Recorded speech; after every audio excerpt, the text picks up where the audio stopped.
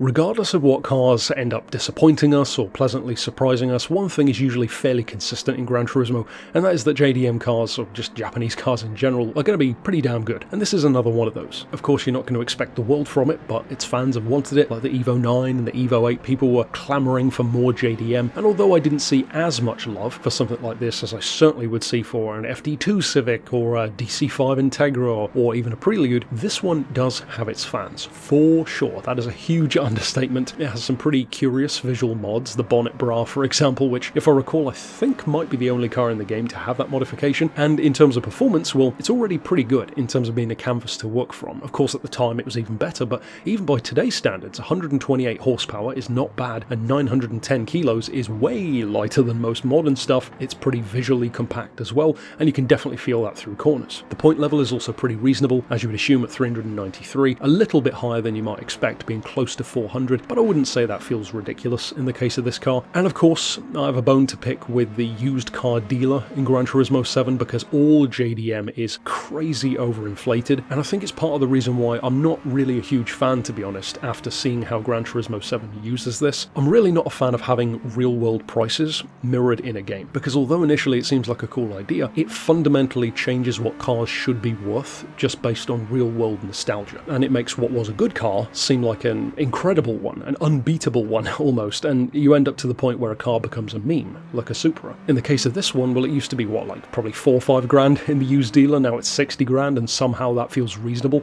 compared to other cars in the game. That's just dumb in my opinion, and it undercuts the whole appeal of the used dealer. It becomes basically just like a Haggerty light, if you will, which I'm not a fan of, and I do hope they change that in future, although I definitely don't see them doing that. In terms of what you can do with it, well, this is another occasion, and at least off the top of my head, this seems to happen more so to Japanese stuff, where it arrives in the game and immediately has a motor swap. Of course, one of the new 9 swaps in 1.55 was the Integra motor, which you can drop into this car. Doubtless a very popular one in real life. Makes a lot of sense. I wouldn't be surprised if we saw another one in future for the more powerful modern Civic engine, which of course would be fun, but I find that engine a bit overused. You tend to find it in most cars, it seems, in the game. But to be fair, even without it, and honestly, without even using any turbos, which incidentally you can fit to the standard engine anyway, you can get up around 220, 225 horses out of this, naturally aspirated, on that original engine. In fact, that's really close to the Motul race car, which this livery is of course evoking. The weight is already close enough to get it pretty much spot on, and in terms of performance, well, it doesn't feel quite as OP as a race car, and as you can see here, even on Tsukuba, it struggles a bit on the straights compared to some other cars, but it's certainly very quick through corners. You will definitely feel the effects of more power on an older chassis like this though. So in the case of like a modern Civic, like the one I made the Mugen RR build for, that car handles 350, 400 horses really well, and in fact the wheel spin, the torque steer, the understeer is fairly minimal for a car which has that kind of payload. This one, you put up to 220 horses and you can immediately feel the difference. The torque steer, the understeer is very apparent very quickly,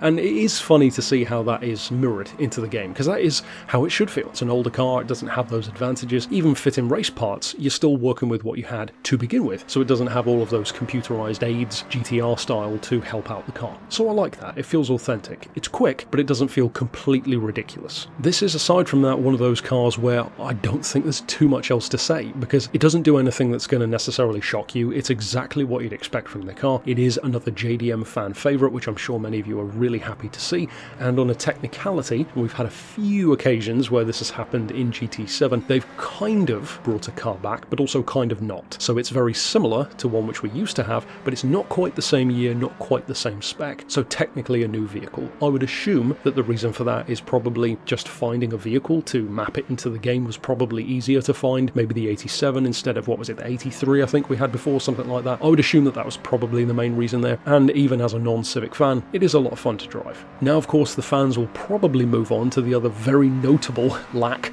of certain legendary Hondas, stuff like the FD2 Civic, which was in GT6, the FN2, which has still never been a part of the franchise at all, of course the EP Civic, which is a glaring omission, the DC5 Integra, which is a shocking one not to have in there in my opinion, and it's not just Honda, you've got stuff like the Mitsubishi FTO and others as well, but Honda does seem strangely lacking in many of those regards. Even something like a Prelude isn't in the game, which is kind of strange as well. Definitely a nice one to have back though, even as a non-super fan, so for those who are a big fan, I would imagine you're pretty happy right about now, and for many it's probably the standout car of the update if you are a JDM head. We only have one car left to talk about, the Curious edition of the Toyota CHR, so of course I'll discuss that one tomorrow. Stick around then for that, and I'll see you next time. But for now, thanks for watching.